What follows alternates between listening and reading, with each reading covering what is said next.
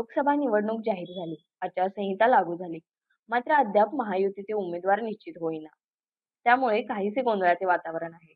महायुतीकडून कोल्हापूर मतदारसंघासाठी विद्यमान खासदार संजय मंडलिक व हातकणंगले मतदारसंघासाठी धैर्यशील माने इच्छुक आहेत. बदलत्या राजकीय घडामोडीवेळी त्या दोघांनीही मुख्यमंत्री शिंदेंना साथ दिली. त्यामुळे आपली उमेदवारी निश्चित असल्याचे ते खात्रीपूर्वक सांगतात. उमेदवारीसाठी रस्सीखेच सुरू झाल्याने अद्याप उमेदवारी निश्चित होईना. त्यामुळे गोंधळाचे वातावरण आहे. भाजपकडून समरजित घाडगे यांचे नावही कोल्हापूर मतदारसंघासाठी पुढे आहे. तर हातकणंगलेसाठी आमदार प्रकाश आवाडे, संजय पाटील यांची नावे पुढे आली आहेत. मुख्यमंत्र्यांनी विद्यमान खासदारांना मुंबईत बोलावलेल्या आजच्या बैठकीत नावे निश्चित होऊन गुरुवारी दिल्लीत अंतिम शिक्कामोर्तब होईल, असे सांगण्यात आलं.